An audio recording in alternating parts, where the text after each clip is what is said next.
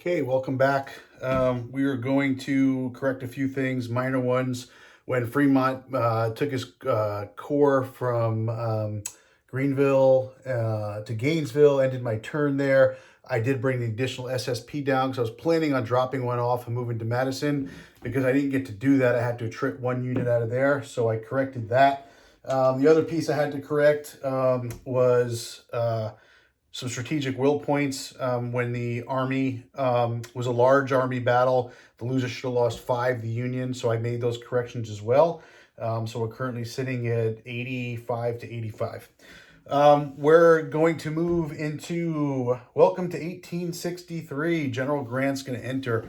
One of the first things that I didn't do at the end of last turn, when I put the political control marker on Fort Sumter, the fort for the Confederacy was lost, and it got taken over by the Union. So the Union's going to get 1 for the fort. They'll go to 86, plus 2 for a change in fortune to 88. The Confederacy will lose 1 from 84.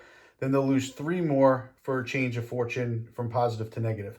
So that one fort created a pretty big spread. So we're now up to 88 to 81. So you see how those fortunes of war work.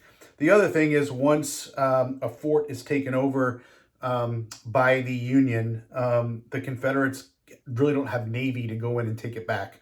If it's a fort somewhere connected by land, different story. But in this case, the only way to get from New Orleans to Fort Philip Jackson is by sea.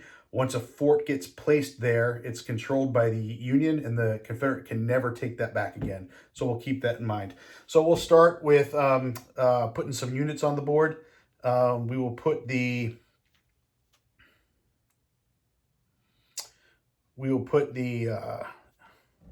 8 units. We'll start with that up into Washington.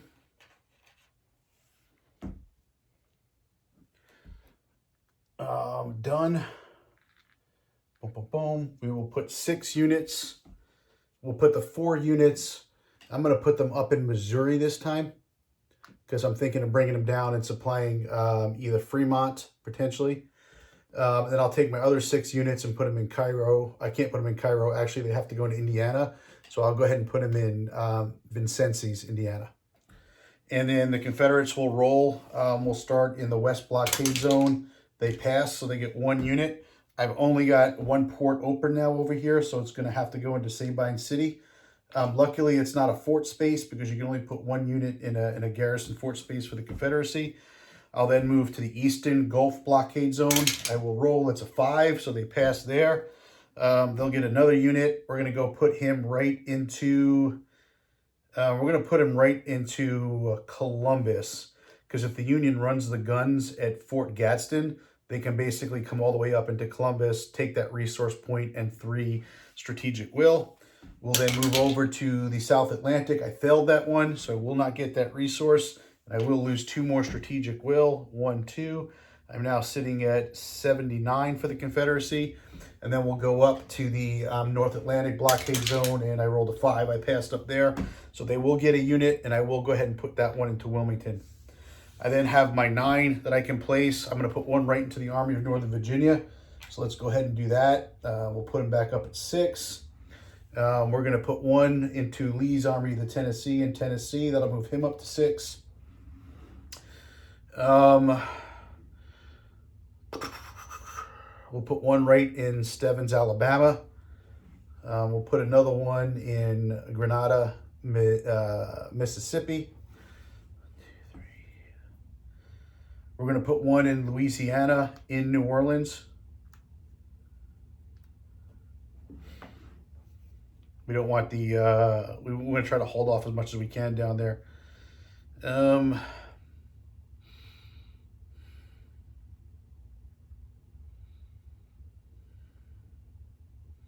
We'll go ahead and put 1 in North Carolina. We already did Virginia. I've got 3 left. I did Tennessee. I did Alabama. I did Missouri. I can do Georgia again, so I'm going to put 1 in Atlanta. We'll put 1 in Little Rock. We'll try to hold on to that bad boy up there. And we'll put 1 more in, we'll put 1 in Florida. And I'll decide what I want to do with this one. So I'm going to put him in Live Oak, Florida. and they'll give me some options on where I want to move them.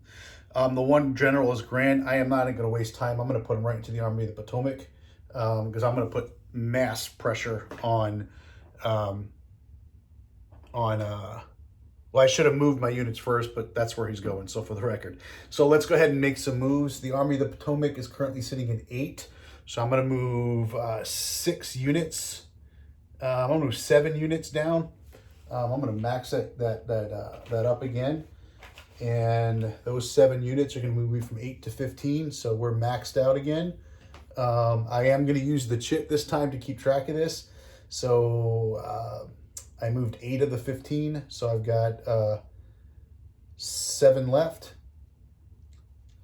I'm going to move the 6 units in Vicentes to 1, 2, 3 into the Army of the Tennessee. So that's going to go from 7 to 6 is a 13. That's going to give me 1 unit left. I moved 8 and 6 is 14. I got 1 left I can move. So I will take 1 of these units from St. Louis and I will drop them into the Army of the Missouri to go from 6 to 7. And my moves will be complete. You're going to see some general moves next turn, so that should be exciting. Do the fort there. And let's see, the Confederates can move 7. So let's go ahead and move 1, 2, 3, 4, 1, 2, 3, 4, 5, 6, 7. We're going to move 2 into the Army of the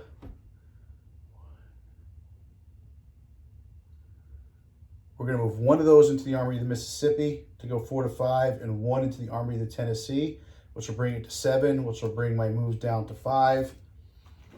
I'm going to move these 2 units into the Army of the West, and that'll move the Army of the West from 5 to 7. I'm going to drop down 2 more. I got 3 left I can move. My unit in Columbus will go 1, 2, 3, 4, 5, 6, 7, all the way up to Chattanooga. I will move a unit from Goldsboro into the Army of Northern Virginia. That'll move that one to 7, and I will move 1 more up to the Army of Northern Virginia from Moorhead in, and we'll stop there. Okay, I got my armies up a little bit for the south, but the norths are huge. I told you I put Grant out. I did that a little bit early, but that's where he was going. And now we'll do the card draw. So first card up for the Confederacy will be a minor campaign, so they'll get the jump on it if they'd like to. First card up for the Union, Glory Hallelujah. They can get 3, so it's basically raising Negro troops. Again, the word is related to the time, and they will get to bring in some 3 units. We'll go back to the Confederacy. It's a Union food shortage card, so they can't use the event, but it's a high card. We'll go back to the Union. The Union also gets a minor campaign. We'll go back to the Confederacy. Confederacy gets a Bermuda blockade surge. So they're going to get some SPs in a port. So anytime I can get units, I'm going to take that. Union has Cotton is King. If played by the Union, you can reduce the Confederate strategic will by 2. If played by the Confederates, it does a little bit more. So nice little move there that you can use for the event. Either side can use it. We'll go back to the Confederacy. Another minor campaign. That's pretty cool. So they've got 2 minor campaigns that can move their armies around a lot this turn. We'll go back to the Union. The Union has a First Manassas card. If I remember right, this is a really good 2-space intercept, but can only be used by the Confederacy, but the Union can use it for the points. We'll go back to the Confederacy, forward to Richmond. So this makes the, it's a card that you can play to make the army of the Union must attack Virginia. At this point in the game, I don't know if it's going to do me any good for the Confederacy to have it because the Union are going to be doing it anyway. Union gets Cape Hatteras. They can increase the blockade level again to 4. That's going to be pretty brutal. So it's 5 cards apiece. We'll go back to the Confederacy. Confederacy gets Copperheads. Another way to reduce the Union strategic will by 2, or I can place 2 political control markers in Ohio, free of Union SP or forts. So I can get some, be nice to put that. So with that card, I can potentially put a Union, a Confederate control marker right into Cincinnati. And that would block any resources coming up from this direction. But again, with the North strength holding this way, I think they're going to be fine. I'm probably going to want the reduction of the strategic will, because my goal right now is to try to get the Union down to 50 for the election. The Union goes, again, another blockade level, so they can get that blockade level all the way to 5. That's really going to hurt the Confederacy. One more card each. Confederate gets Clara Barton. It's a 3 event. You say, I saw this card before. Remember, we had to reshuffle the deck when we failed to trigger the foreign intervention card. We've not seen Emancipation Proclamation either. And then we got a 2 event for the, it's a Confederate event, but the Union will get to use them. So those are the cards that'll be at play for next turn as I look at them real quick. 2 campaigns for the Confederacy so they can get the jump and go first. I think they'll take advantage of that. They will probably look at getting some units in the blockade ports. That event card's pretty strong. Playing forward to Richmond. Again, I'll play it, but yeah, I think you have to play it. I'll check it. But the Union's going to be attacking Richmond anyway. And then Copperheads I like because it's another way to take 2 more strategic will from the Union. And they're on the positive, so that'll actually cost them 5. And then the Union cards, again, they've got a minor campaign of their own. They've got 2 cards to increase the blockade level. That's going to hurt a lot. They got this Cotton is King to basically show that they can play it to make it look like, in their case, it'll mean that Europe doesn't need the cotton. So they'll lose, the South will lose some strategic will. I've got the Glory Hallelujah where I can receive 3 SSPs for raising Negro troops. And I can put them in any Union-controlled place. And that is actually a big one because I can drop those 3 units either into the Army of the Mississippi to drop them to 11, or I can drop them right in my fort here and put a pretty big force under Butler to start to move and navigate their way up the Mississippi. So we'll see what we do next turn. I'll take a break, look at the cards, refresh a couple of rules, and we will see you next time at the table. Bye. Okay, board game tip 103. Always take a picture of your game before you leave it, especially if you have cats, because my wife's 3 little assholes decided to have a little battle on the Civil War table. Luckily, I took the picture. Everything's back where it should be. So we'll go ahead and kick off our turn here. The Confederates are going to play their minor campaign to get some things moving first. And what I think we're going to do with the Confederacy is we are going to, let's take a look. I think we're going to put some real big pressure on the Army of the Missouri and potentially hit it twice. Whereas I will weaken 2 of my armies, but both of them get a chance to really weaken the Army of the Missouri and try to knock them out for this turn. So I think that's what I'm going to go for, and just add some pressure up here to the north. I know they're going to be coming for Virginia. I'm not in a position to attack there. So the first army I'm going to activate, which is my stronger hitting army, which is the Army of the Tennessee, and I'm hoping to really do a lot of damage.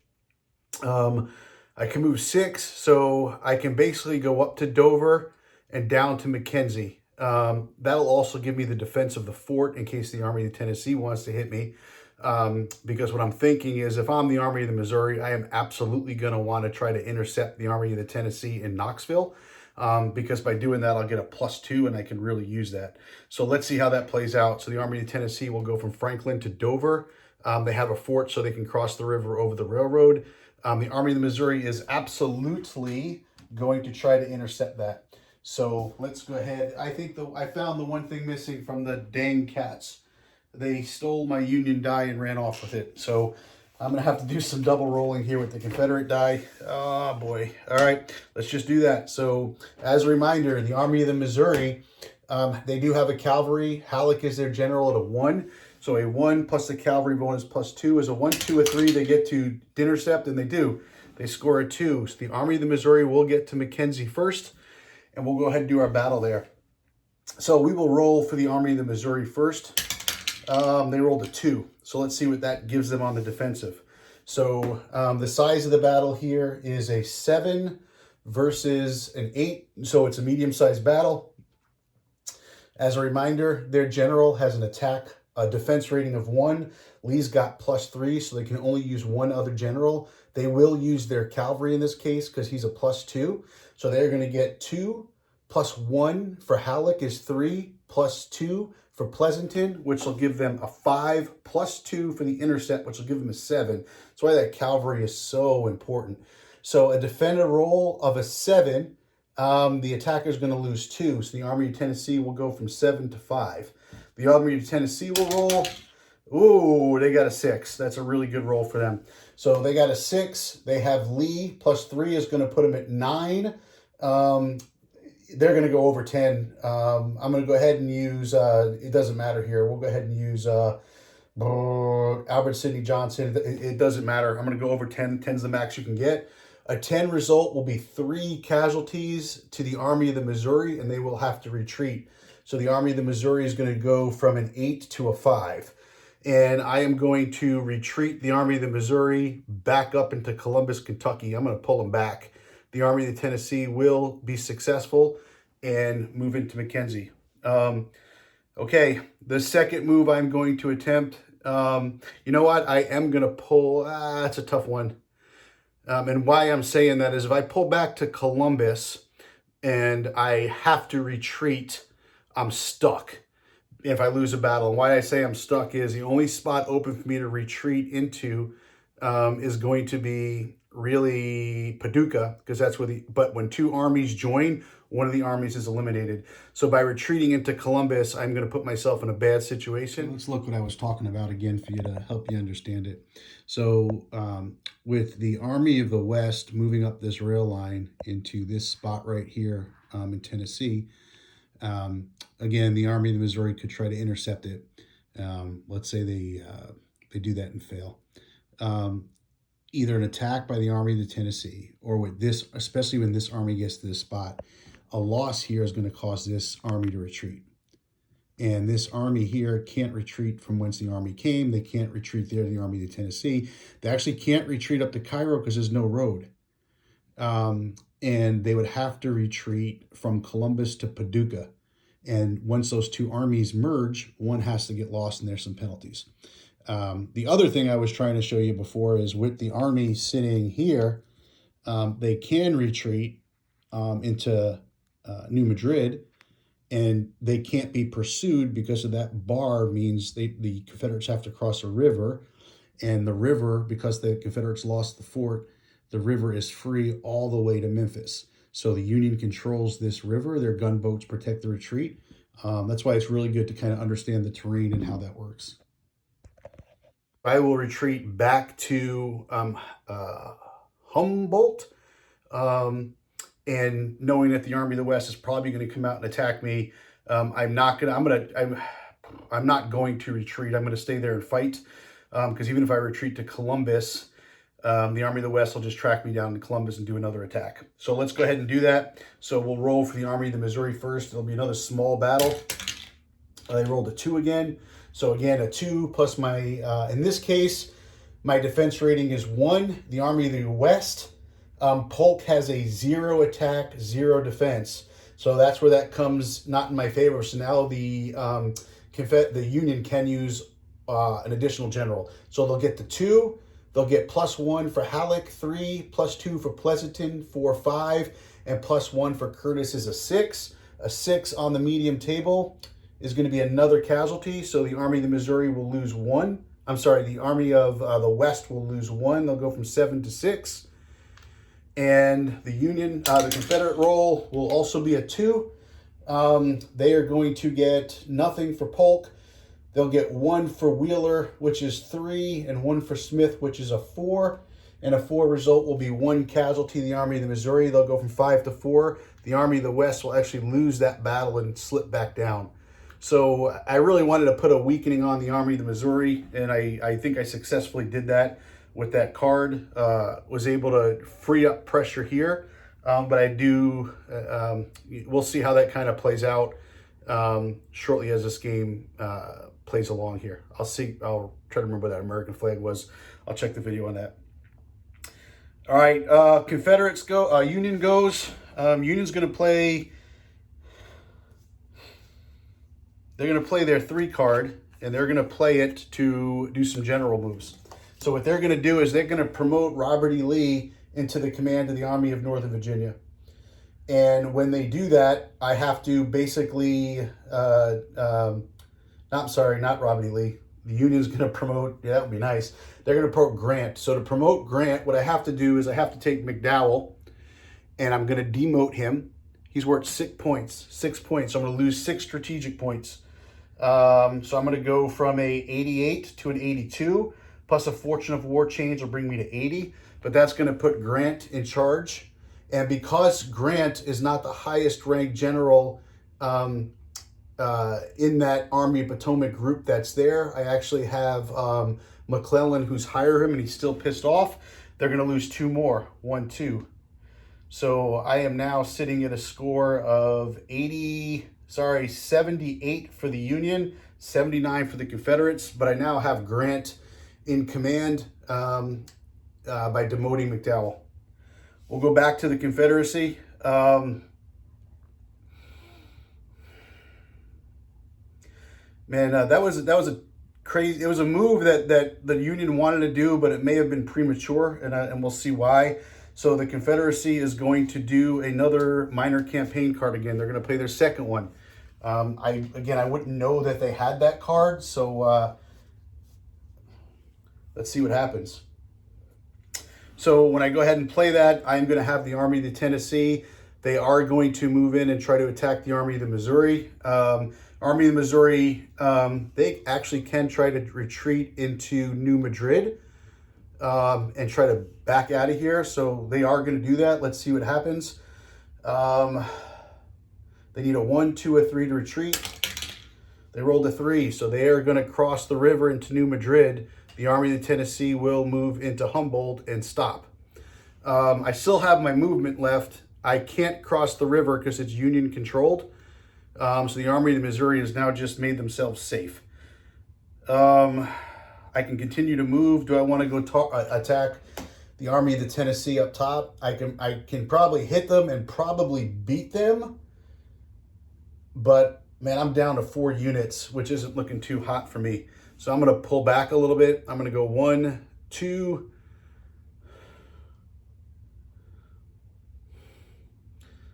I'm going to pull back into Dover and just stay there. I was hoping to hit that army and potentially defeat them. Was not able to do so with their retreat back into New Madrid.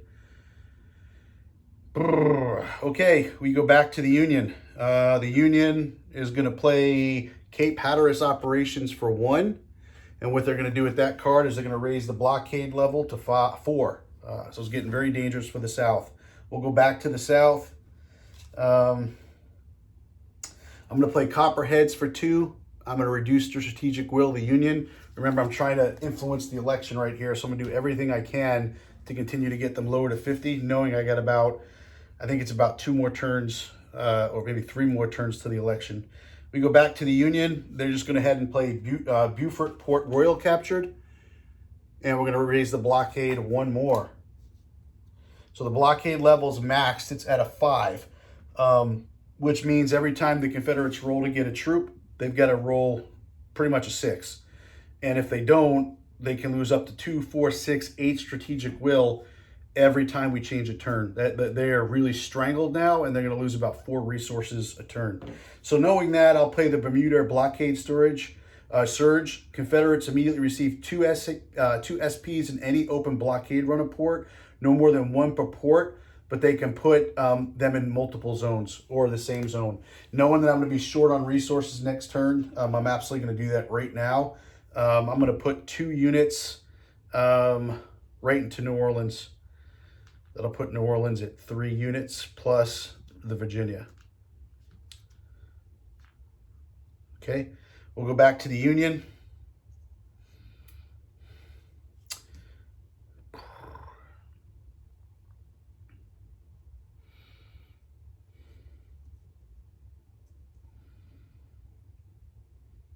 Union's going to play a 2 card just for the points.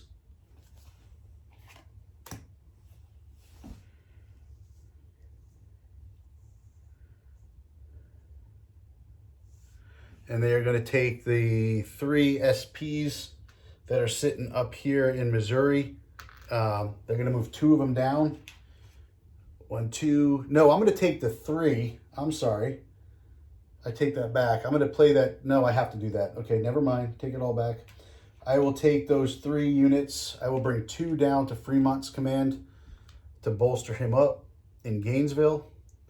And then I will go ahead and leave the 1 unit up in Missouri. Okay, giving this some thought here. Confederacy is going to play the forward to Richmond card.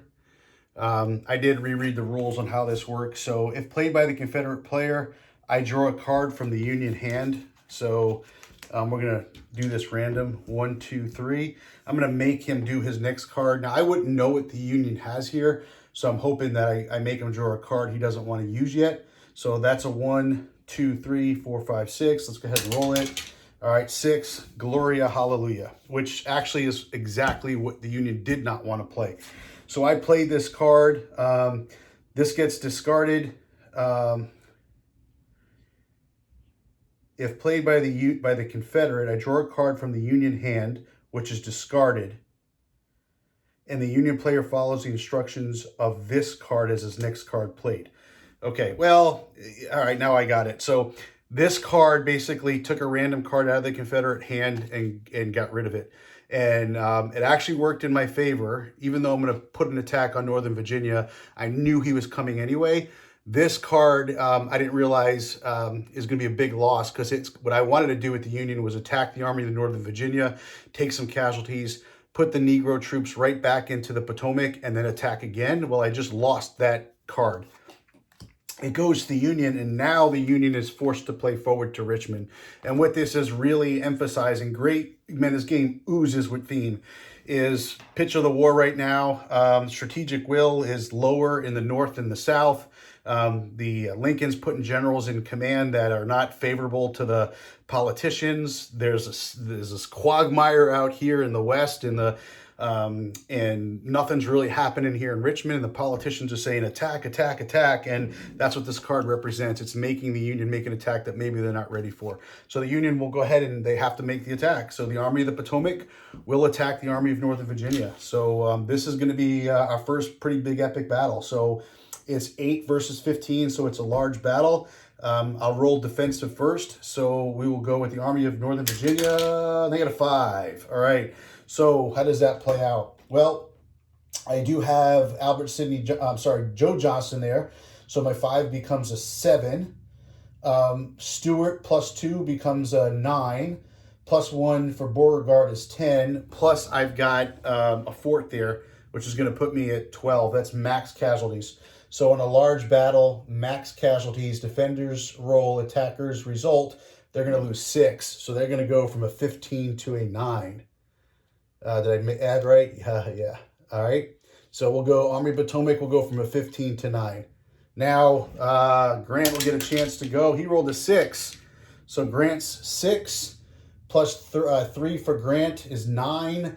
Plus 1 for Rosencrantz is 10. He got a max result. That is going to be 5 losses to the Army of the Virginia. So they'll go from 8 to 3. The win in this case,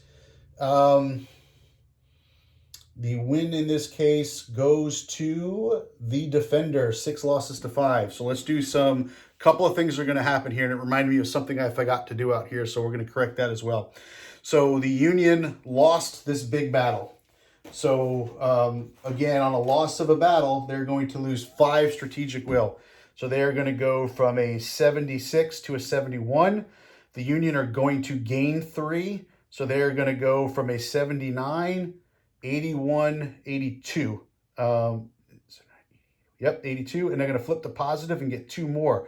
So they are winning 84 to 71. So definitely in their favor right now.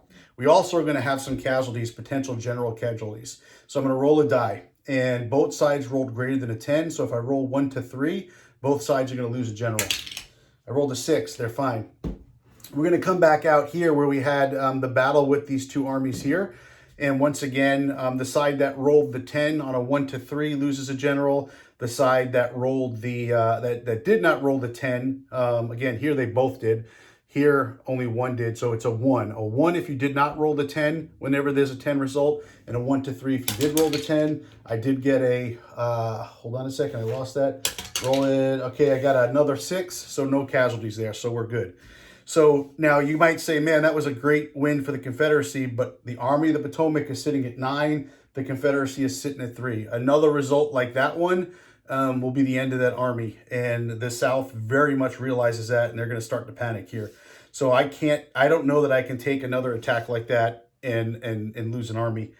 So I'm thinking, do I get the hell out of there with my army to North Virginia again? I don't know what cards the Union has, but I do know that they have Grant commanding the Army of the Potomac, and it only takes a 1 card to activate him.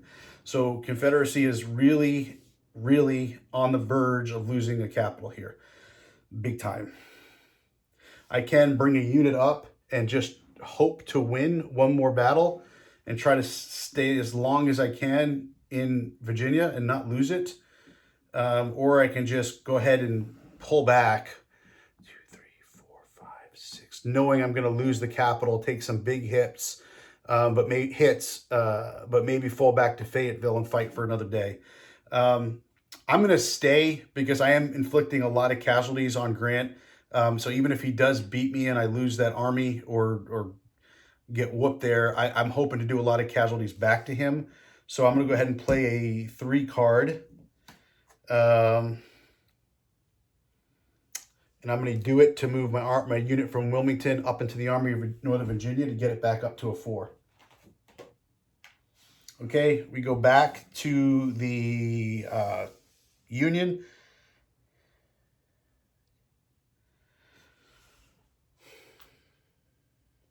I only got 4 dudes out here. I really wanted to create my army.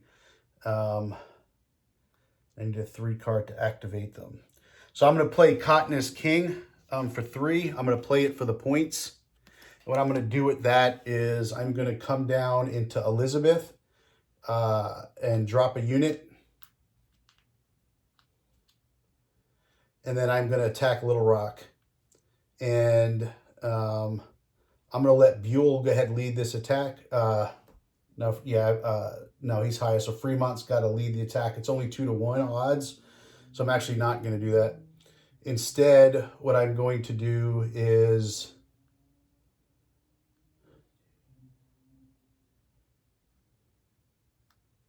give me 1 minute to give this some thought.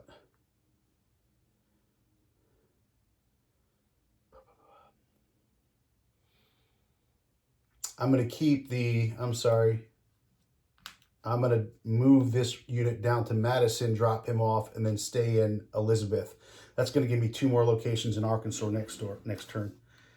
We'll go back to the Confederacy. The Confederacy has their 3 card. They want to get these units out of New Orleans.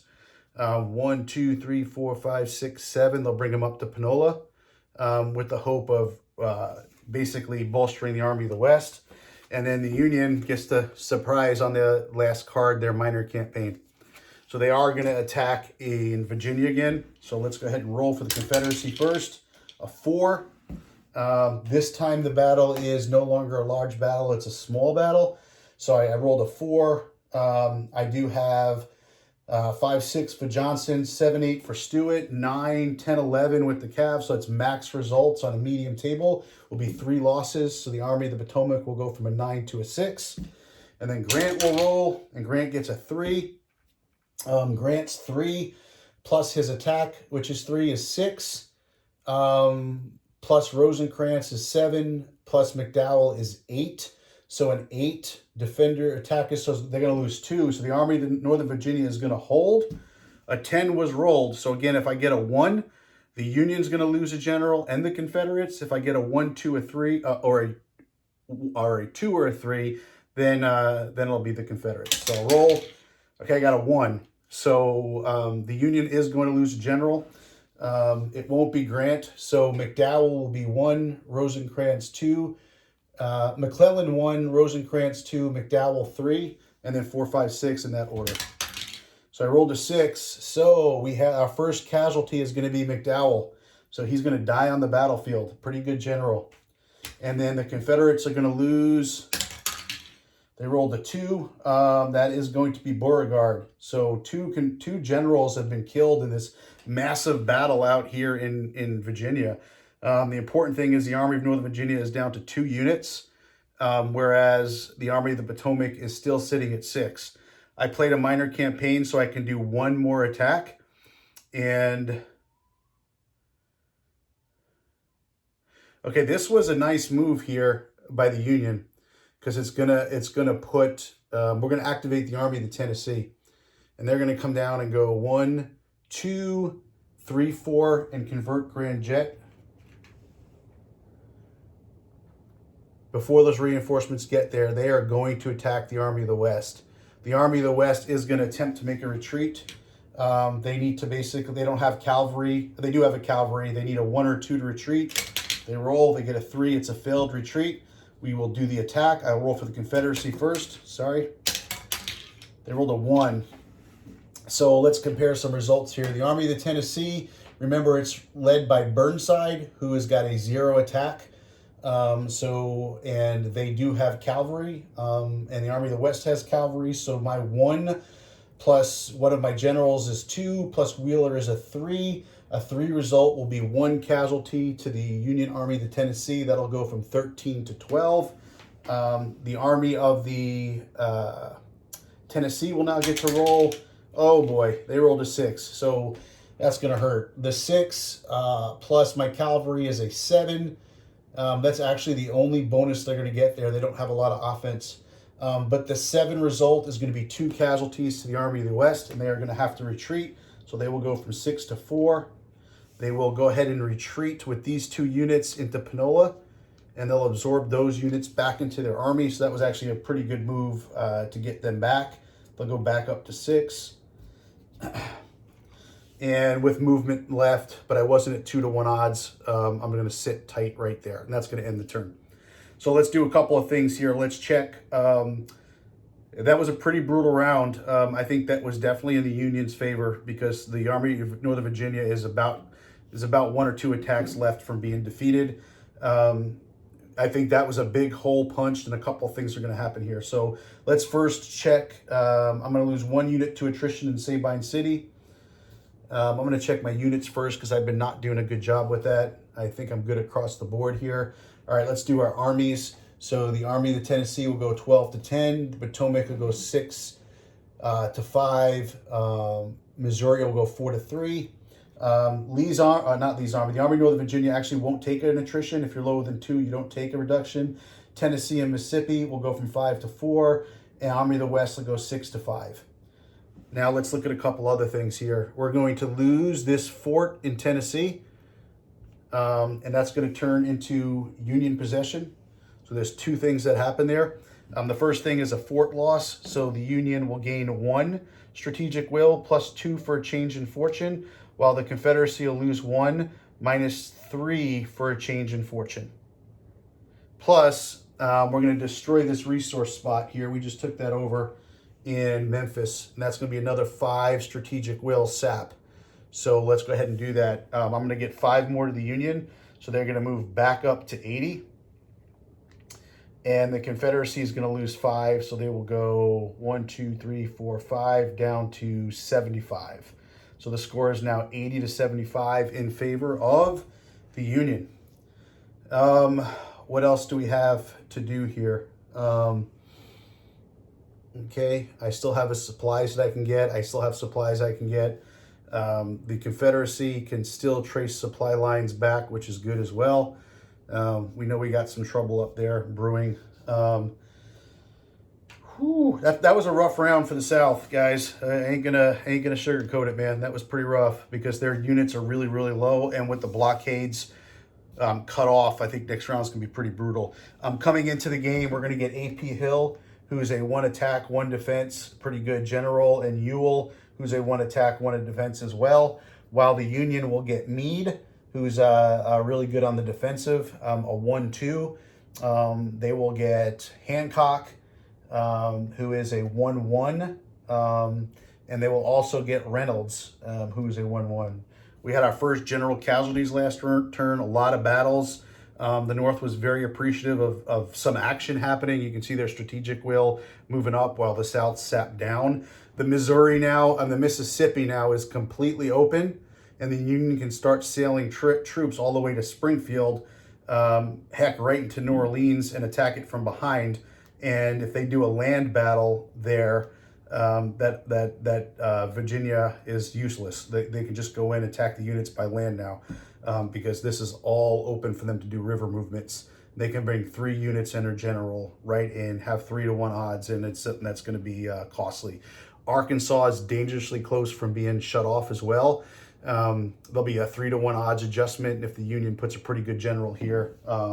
That's going to be another bonus there as well, and that's going to open up Texas and Louisiana. So, man, things are, I think the Confederacy was in decent shape, but if you understand how the game plays and how it looks and how the Union builds their troops, it's really hard to kind of keep this pressure back. So we'll see what happens on our next take. We'll start to prepare that and get that ready for you on the next installment. Thank you.